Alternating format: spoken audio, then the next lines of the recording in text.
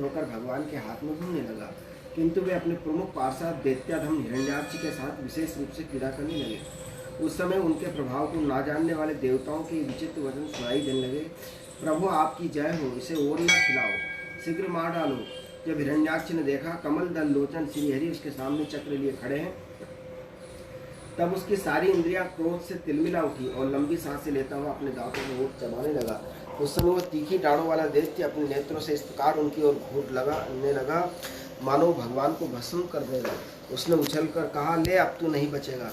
इस प्रकार ललकारते हुए हरि पर गदा से प्रहार किया। साधु स्वभाव विदुर जी, यज्ञ मूर्ति श्री वराह भगवान ने शत्रु के देखते देखते लीला से ही अपने बाएं पैर से उसकी वह जगह वायु और समक के समान वेग वाली गदा पृथ्वी पर गिरा दी। उससे कहा, अरे दैत्य, तू मुझे जीतना चाहता, इसलिए अपना शस्त्र उठा ले और एक बार फिर वार कर। भगवान के इस प्रकार कहने पर उसने फिर गदा चलाई और बड़ी भीषण गर्जना करने लगा।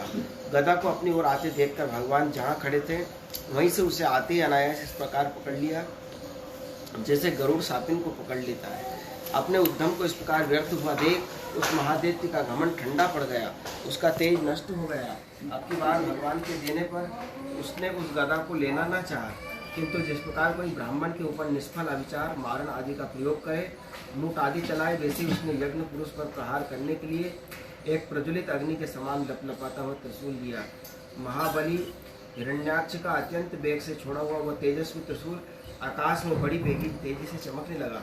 तब भगवान ने उसे अपनी तीखी धार वाले चक्र से इस प्रकार काट डाला जैसे इंद्र ने गरुड़ जी के छोड़े हुए तेजस्वी पंखों को काट डाला था।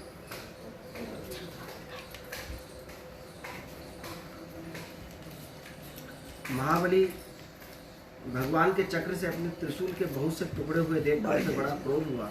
उसने पास आकर उनके वक्ष स्थल पर, विशाल वक्ष स्थल पर जिस पर श्री वत्स का चिन्ह शोभित है, कसकर घूसा मारा, फिर बड़े जोर से गरजकर अंतर्धान हो गया। विदुर जी, जैसे हाथी पर पुष्पमाला की चोट का कोई असर नहीं होता है, उसी प्रकार उसके इस प्रकार घूसा मारने पर भगवान आदि वराह तनिक भी टस से मस नहीं हुए। तब वो महामायावी दैत्य मायापति श्री हरि पर अनेक प्रकार की मायाओं का प्रयोग करने लगा, जिन्हें देखकर सारी प्रजा बहुत कर गई। समझने लगे अब संसार का प्रलय होने वाला है। बड़ी प्रचंड आंधी चलने लगी, जिसके कारण धूल से सब ओर अंधकार छा गया, सब ओर से पत्थरों की बारिश होने लगी। ऐसे जान पड़ने लगा मानो किसी क्षेपण यंत्र गुलेल से फेंके जा रहे हो। बिजली की चमचाहट और कड़क के साथ बादलों के गिराने से आकाश में सूर्य, चंद्रमा आदि ग्रह छिप गए। उनसे निरंतर पीप, केस, रुधिर, विष्ठा, मूत्र और हड्डियों की वर्षा होने लगी। विदुर जी, ऐसे से पहाड़ दिखाई देने लगे जो तरह तरह के अस्त्र शस्त्र पर सारे थे। हाथी में त्रिशूल लिए बाल खोले नंगी राक्षसियां दिखने लगी। बहुत से पैदल घुड़सवार रथी हाथियों पर चढ़े सैनिकों के साथ आताई यक्ष राक्षसों को मारो मारो, काटो काटो, अत्यंत पूर्व समय कोलाहल सुनाई देने लगा।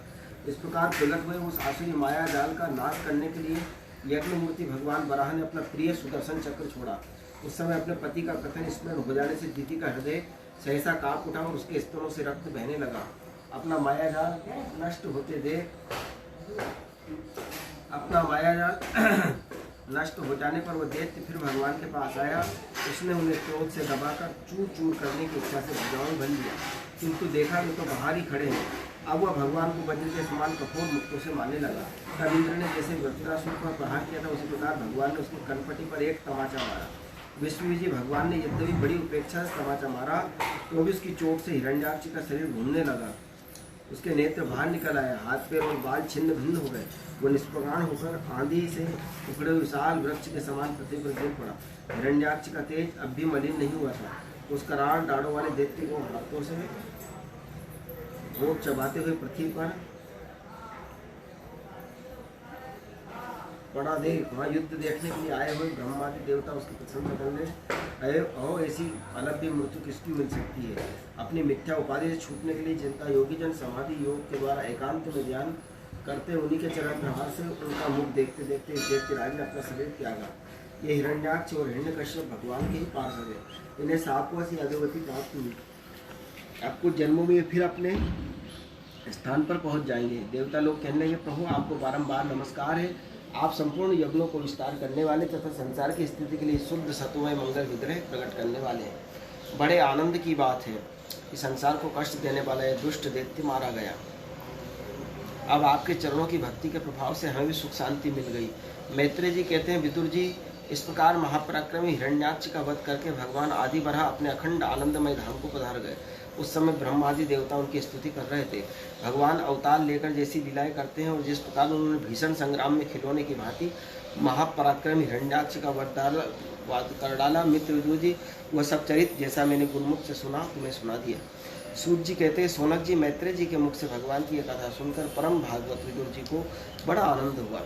जब अन्य पवित्र कीर्ति और परम यशस्वी महापुरुषों का चरित्र सुनने से बड़ा आनंद होता है, तब श्री वत्सधारी भगवान की ललित राम लीलाओं की तो बात ही क्या है। जिस समय ग्राह के पकड़ने पर गजराज उनके चरणों का ध्यान करने लगे, उनकी हथनियाँ दुख से चिगाड़ने लगी, उस समय जिन्होंने उन्हें तत्काल दुख से छुड़ाया था, जो सब ओर से निराश होकर अपनी शरण में आए हुए सरल हृदय भक्तों में सहज में ही प्रसन्न हो जाते, किंतु दुष्ट पुरुष के लिए अत्यंत दुराराध्य हैं, उन पर जल्दी प्रसन्न नहीं होते हैं।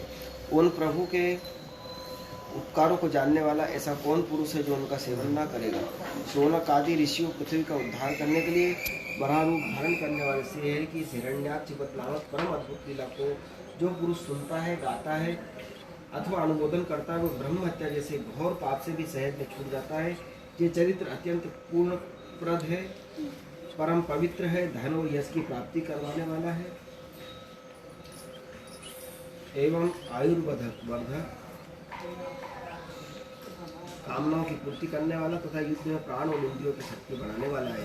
लोग से सुनते हैं, उन्हें अंत में भगवान का आश्रय प्राप्त होता है। सोनक जी कहते हैं, सूत जी, पृथ्वी रूप आधार पाकर स्वयंभू मनु ने आगे होने वाली संतति को उत्पन्न करने के लिए किन किन उपायों का अवलंबन किया। विदुर जी बड़े ही भगवत भक्त हैं और भगवान कृष्ण के अनन्य सुभक्त थे, इसलिए उन्होंने अपने बड़े भाई धृतराष्ट्र को उनके पुत्र दुर्योधन सहित भगवान श्री कृष्ण का अनादर करने के कारण अपराधी समझकर त्याग दिया था। वे महर्षि देवपायन के पुत्र थे और महिमा में उनसे किसी प्रकार कम नहीं थे। सब प्रकार भगवान श्री कृष्ण के आश्रित कृष्ण भक्तों के अनुगामी थे। तीर्थ सेवन से उनका अंतकरण और भी शुद्ध हो गया। उन्होंने कुशावर्त हरिद्वार में बैठे हुए तत्वज्ञानी में श्रेष्ठ मैत्रेय जी के पास जाकर क्या पूछा। सूर्य जी, उन दोनों में वार्तालाप होने से श्री हरि जी के चरणों से संबंध रखने वाले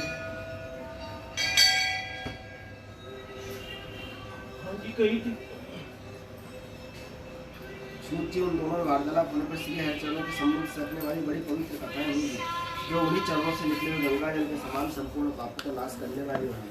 सूर्य जी, आपका मंगल हो। आप हमें भगवान की पवित्र कथा सुनाइए। प्रभु के उदार चरित्र कीर्तन करने योग्य होते हैं। भला ऐसा कौन रसिक होगा जो श्री हरि के लीलामृत का पान करते करते तृप्त हो जाए। नैमिषारण्य मुनियों के इस प्रकार पूछने पर उग्र श्रवा सूत जी ने भगवान में चित्त लगाकर उनसे कहा, सुनिए। सूत जी ने कहा, मुनिगण, अपनी माया से बराह रूप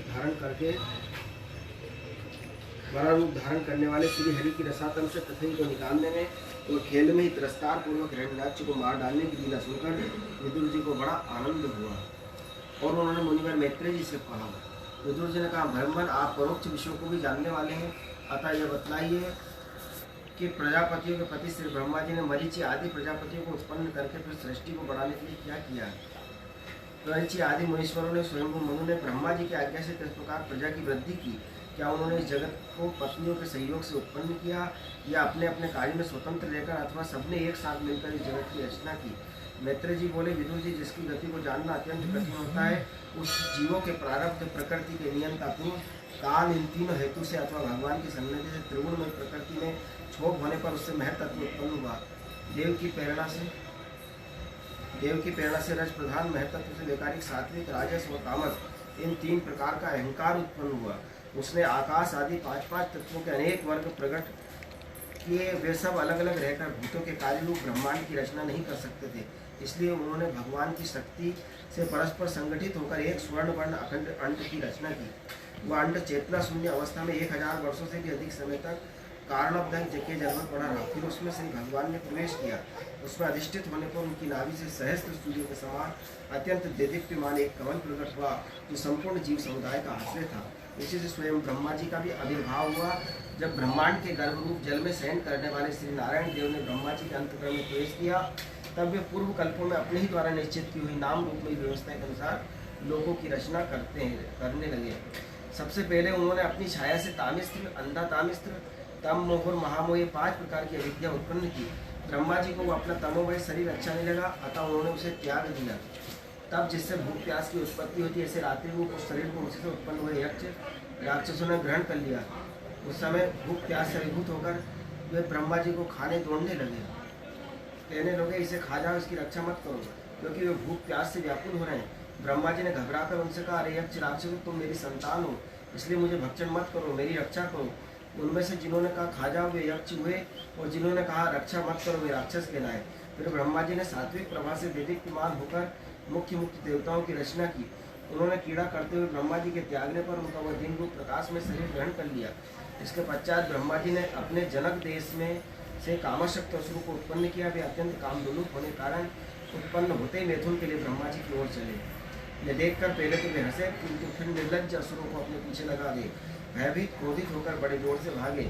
तब उन्होंने भक्तों पर कृपा करने के लिए उनकी भावना के अनुसार दर्शन देने वाले शरणागत वत्सल वरदायक श्री हरि के पास जाकर कहा, परमात्मन मेरी रक्षा करो, मैंने तो आपकी ही आज्ञा से प्रजा उत्पन्न की थी, किंतु ये तो पाप में प्रवृत्त होकर मुझको ही तंग करने चली है।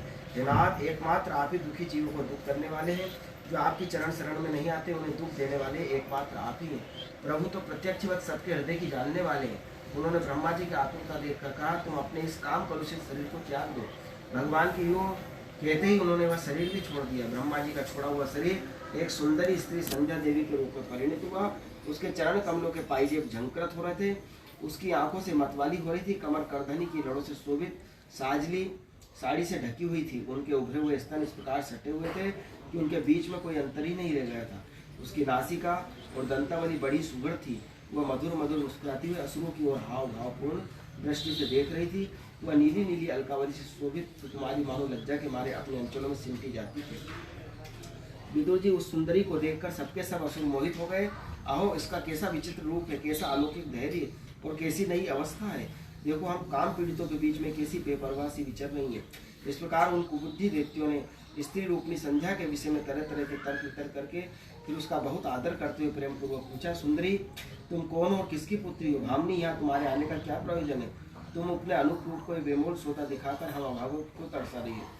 अबले तुम कोई भी क्यों ना हो, हमें तुम्हारा दर्शन हुआ, ये बड़े सौभाग्य की बात है। तुम अपनी गेंद उछाल उछाल कर तो हमें दर्शनों के मन को मथे डालती हो। सुंदरी, जब तुम उछलती हो गेंद पर अपने हथेली की थप मारती हो, तब तुम्हारा चरण कमल एक जगह नहीं ठहरता है। तुम्हारा कटी प्रदेश स्थूल स्तनों के भार से थकसा जाता है और तुम्हारी निर्मल दृष्टि भी थकावट झलने लगती है। और तुम्हारा केश पास कैसा सुंदर है। इस प्रकार स्त्री रूप से प्रकट हुई उस सायंकाल संध्या ने उन्हें अत्यंत